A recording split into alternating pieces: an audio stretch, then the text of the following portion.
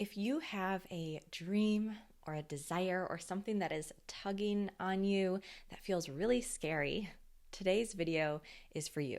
I am asking, and we're going to watch, a hard question. That is, what happens when we come face to face with our mortality? Why I bring up this tough question is because what I see when I've witnessed this in my own life is the dreams that we often let suppress under the weight of our fears are brought up and brought forth in huge, powerful ways because we realize there isn't, or there may not be, more time to wait for our fears to diminish or to wait for that perfect time. And we take the opportunity we know we have for sure, which is in this moment. So today, together, we are watching an America's Got Talent audition that does just this. I will be sharing from the perspective of a life coach and a positive psychology scholar who has watched many people walk through whether or not to pursue their dreams. Before diving in today, scroll down, hit the like button, maybe leave a comment. I am so appreciative of your support. And if you want free alignment trainings every single Tuesday, then subscribe to this channel. Furthermore, stay tuned at the very end. I will be giving you the first chapter of my book for free. Okay, before diving into this audition, I must admit, watching AGT auditions or any of these talent show auditions is one of my guilty pleasures. It is because I get to see what happens when someone steps into who they want to be, steps into their dream and their actual real passion, and they're taking a chance on themselves. And especially when it is such a great performance and something like the golden buzzer happens, the sense of relief and joy on these individuals' faces reminds me just how powerful it is when we not only trust ourselves that we are good enough, that we are great enough, and that yes, we can step into our fears, face those fears, and show our passion with the world, but also that when we do that, sometimes the whole world also applauds in our favor, backs us up, and assures us that yes, we can keep doing what we want to be doing. Yes, continue forward, continue trying. So let's take a look. Let's keep in mind your dream, that thing that is tugging on your heart, and what you would do if you were in this individual's shoes, or maybe what you will do after being inspired by this lovely woman. Hello. Hi. How are you? I'm awesome. I'm so happy to be here. Well, we're happy you are. What's your name? My name's Jane. When I sing, I go by Nightbirde. Okay. How old are you? I'm 30. 30 years old. And the dream is to be a singer. What are you going to be singing for us tonight? I'm singing an original song called It's Okay. It's okay. Yeah. It is. It's okay. It's okay. What is It's Okay about? It's Okay is the story of the last year of my life. All right. And who are you here with? I'm here by myself. It's okay. And what do you do for a living?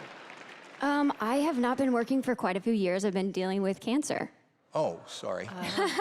No, it's okay. Okay. Yeah, I'm okay. All right. Can I ask you a question? How are you now? Last time I checked, I had some cancer in my lungs, my spine, and my liver. Wow. So you're not okay. Well, not in every way, no.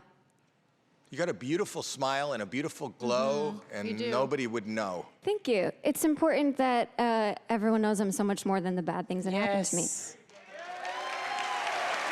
Okay, just from her intro, a few things that are standing out to me. One is she's 30, and this is not old by any means. However, what I can hear is this thing in psychology called the social clock, and that is we compare ourselves to our peers. And for a long time in our childhood, this makes a lot of sense because we're all in the same grade, we're experiencing many of the same things, and then we graduate and oftentimes go on many different ways. Sometimes we have this perception of the social clock, that pressure to continue being just like our peers, when it can be more beneficial to let that go, to let the comparison go. We've all heard that before, and to just trust that we are all on our own journey. The other thing that stands out to me in her introduction is how she wants to de-emphasize the cancer story. Now, It is a reality TV show, and oftentimes they hype up that part of the story. It touches our emotions. Story in and of itself is a way that we connect as humans, so this makes sense from a TV show's perspective. And I really acknowledge and commend her for not wanting that to be the focal point. And I think all of us can take this in our own ways. If there's something that feels like it is such a big part of our identity, of course, ultimately it is up to you. And if something big has happened to you in your life, that doesn't have to be the way that you introduce yourself. Good luck, Nightbirde.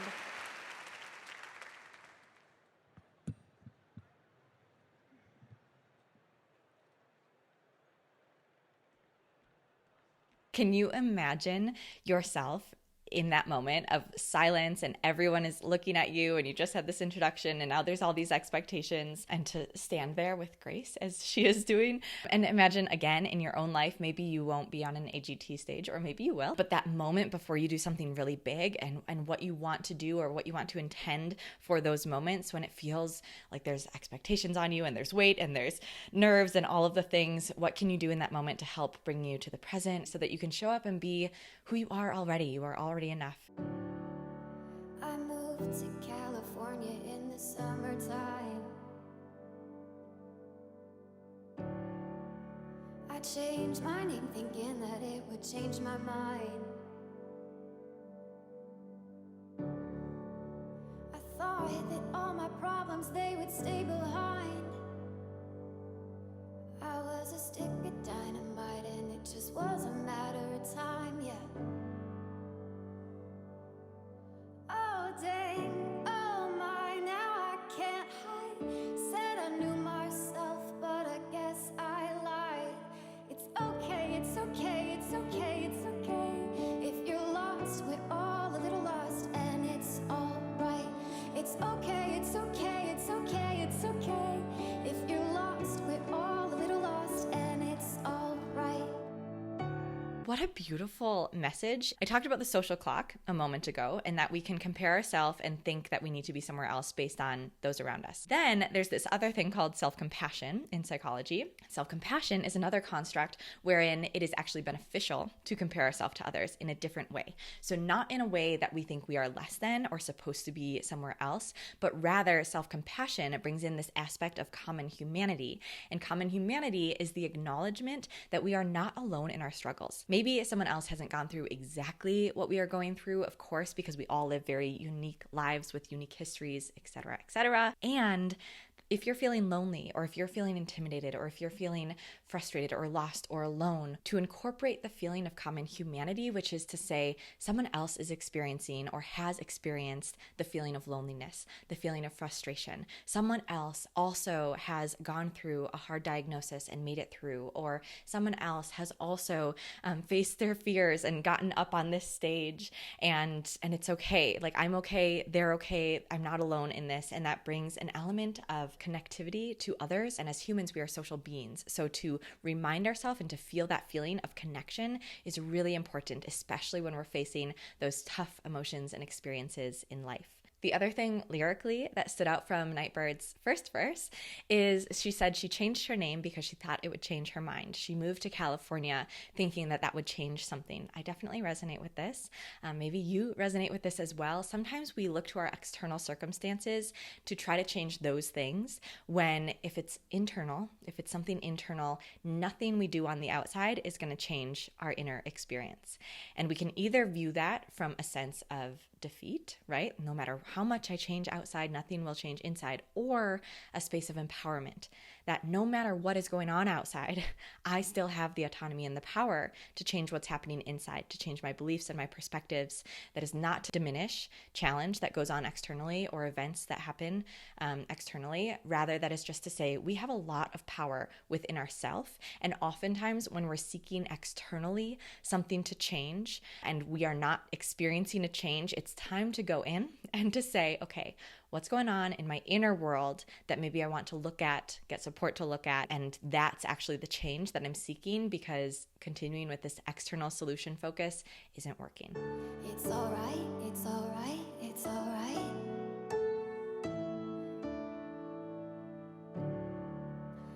I wrote 100 pages, but I burned them all. Yeah, I burned them all. blow through yellow lights and don't look back at all. I don't look back at all. Oh, dang, oh my, now I can't hide. Said I knew what I wanted, but I guess I lied. It's okay, it's okay, it's okay, it's okay. If you're lost, we're all a little lost, and it's alright. It's okay, it's okay, it's okay, it's okay. If you're lost, we're all a little lost, and it's alright. Oh, it's alright to be lost sometimes. So that last verse, and she said this actually earlier on in the song as well. She said, I thought I knew myself. I thought I knew what I wanted, but I guess I lied. And I just want to offer compassion to any of us, to her. If you're feeling this way, sometimes we can get hard on ourselves, and that self-critical voice can step in thinking we lied to ourselves, or we tricked ourselves into thinking that we wanted something or didn't want something. And the truth is, sometimes we're just not ready to see something. I talk about this in my 7-step decision-making process in my book, where sometimes we need a moment to like gather all parts of us. Sometimes, let's say I have a gut reaction, but I suppress it or I ignore it, and I logic my way through something, and then later on experience, oh, that gut feeling I had 2 years ago, 10 years ago was actually correct. Rather than being hard on ourselves, I invite us to be compassionate, that sometimes it just takes a second for us to uncover all the different layers of our onions, of knowing what's going on in our mind, of knowing all the things at play, of having the space and the compassion and the tools and the support systems to be able to hear what we need to hear, to be able to know what we need to know about ourselves.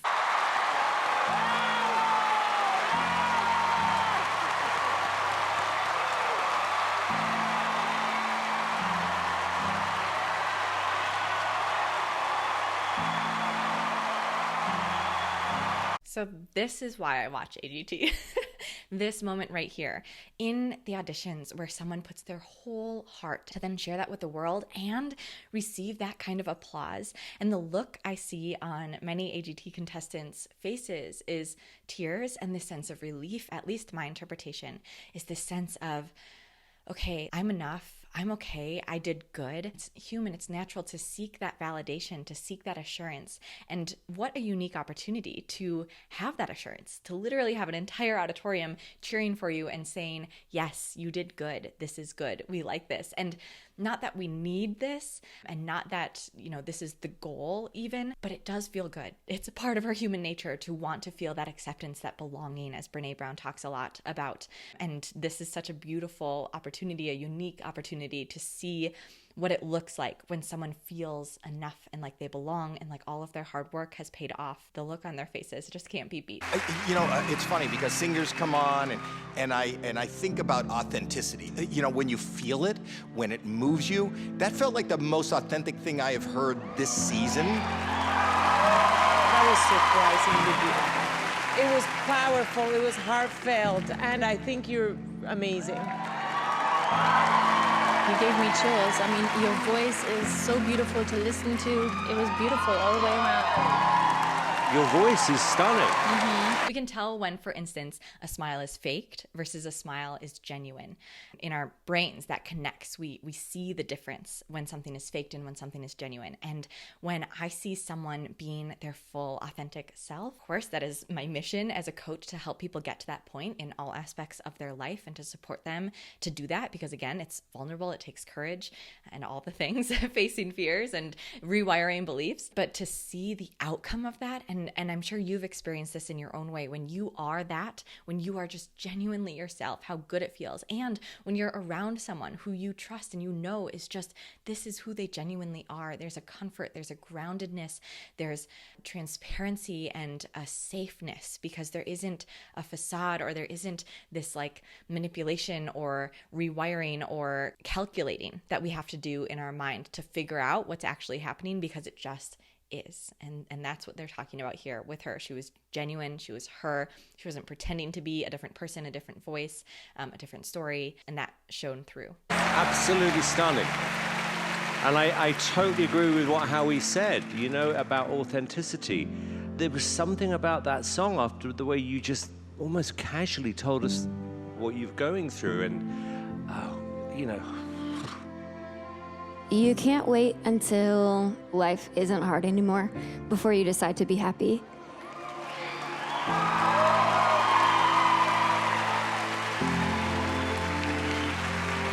Sometimes we're waiting for this next milestone or for, the recovery or the good feelings to come, when just showing up today as we are and working toward it, whatever we're wanting or the life that we desire or our authentic self, just showing up in the way that we can today and knowing that it's a continuous journey. And so there's not going to be one milestone that all of a sudden clicks everything into place. It's definitely something we show up with, at least in my experience and with my clients, every day. And that's part of the beauty of it. And it alleviates the pressure of having to wait for this moment or work for that moment, because we can do something about it right now, just as she shared so eloquently.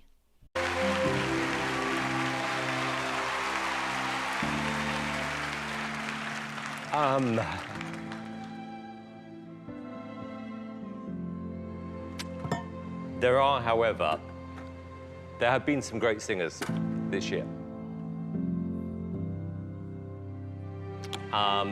And I'm not going to give you a yes.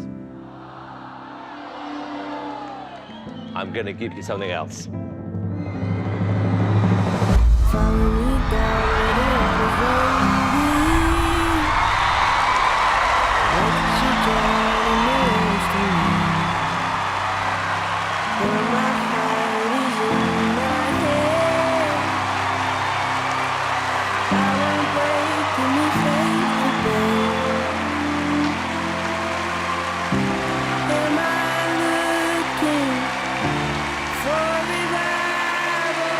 Everything about that was really special. Good for you.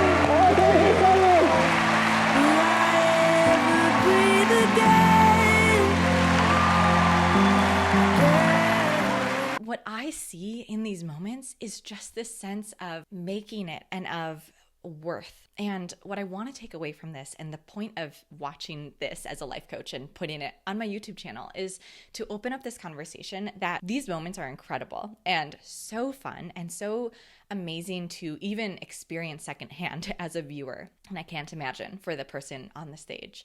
And we don't need those moments either to feel that sense of I am enough, and to hit our own golden buzzer can be just as valuable as these moments. And we can create those moments in our own life. And you are worthy right now of this type of moment, of this feeling that you are enough and you can do this. And when you experience those little tastes of the moments where you see the outcome, you see the reality tangibly, enjoy those moments, enjoy and savor those experiences like you would experience a golden buzzer. So that is all for the video today. Thank you so much for joining me in watching Nightbirde's audition. If you enjoy this type of video, I would definitely be down to watch so many golden buzzer AGT auditions. Calum Scott is one of my favorites to this day. Talk about crying every time. I have watched that so many times, and to this day cry when that golden buzzer gets hit. Comment below if you want a cheerleader, if you want someone to quote unquote hit your golden buzzer. I would be happy to do that for you. I am cheering you on even if I do not know who you are.